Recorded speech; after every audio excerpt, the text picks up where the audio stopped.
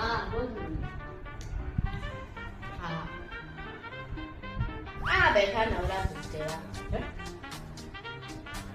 આ રહ્યા લે આપું અહીંયા બેઠા છે મારી બાજુમાં હા આપું બોલો મમ્મી. કઈ નહીં, જો બેઠા છીએ અત્યારે નવરા. કામ શું હોય અમારે? હા, તમારી દીકરી ગઈ છે ને નવરા. ના ના, સારું ચાલે છે અત્યાર તો. જમવાનું સારું બનાવે, આમ તો તકલીફ તો નહીં અત્યાર સુધીમાં, પણ સારું બનાવે જમવાનું તો. અને કઈ નહીં, કહીશ તો પાછું તમને એવું લાગશે કે મારી દીકરીના વખાણો નહીં કરતા એમ. એ તો આજે ડુંગળી બટેટાનું શાક બનાવ્યું છે, સારું બન્યું હતું. આમ તો થોડું મીઠું વધારે હતું. હા, ચાલે, હવે શું કરે.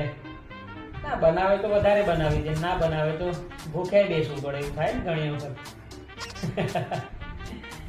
અને બરાબર છે, ચાલે અત્યારે સારું. બસ લો આપું તમારી દીકરીને. ના ના, આ તો કઈ ખાલી તમને જાણ કરી, કોઈ ફરિયાદ નહીં કરી મેં. તમને જણાવવું તો પડે ને મારે, તમારી દીકરી કેટલું મસ્ત બનાવે છે જમવાનું. તો એટલા માટે જ ને. લો આપું તમારી દીકરીને. હા મમ્મી સારું, ચાલ હું કરું છું હમણાં થોડી વાર. ચલો બાય. ક્યાં કહેવાનું આવતું તું મમ્મીને આટલું બધું? અરે મેં ક્યાં કઈ, ખાલી મેં તને જાણ જ કરી છે ને, જે મને લાગ્યું એવું. એમ આજે બપોરે મને થોડું એવું લાગ્યું તો મેં બસ જાણ કરી. મેં તને નહોતું કહ્યું, પણ મમ્મીને તો વાત કરું ને યાર. 9 વર્ષથી ખવડાયું છે તો અત્યાર સુધી મીઠું વધારે પડ્યું તું?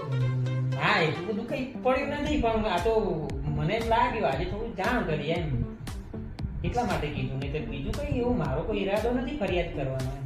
આ તો તને એવું લાગે છે, બરાબર? ઠીક છે. હવે 9 વર્ષથી મીઠા વાળું જ ખવડાયું છે. અરે એવું નથી યાર, તું જે અલગ વિચારે છે તારા મગજમાં જે હોય, મારે એવું નથી. મેં તો ખાલી બસ એમને તો એટલું વાત બધું કરી. ક્યાં કહેવાનું આવતું તું? અલા વાત કરી છે ખાલી એમને, બીજું કશું નહીં. મેં વાત જ કરી છે. હવેથી તમે જ બનાવજો.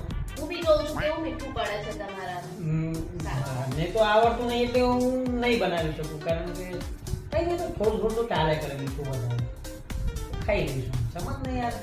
બસ બસ, હવે સમજી જાને. હવે આજે તમે જ બનાવજો ખાવા હવે એટલે.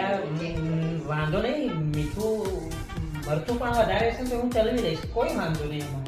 ચાલશે, હું જમી લઈશ, મારે કોઈ ચિંતા નહીં.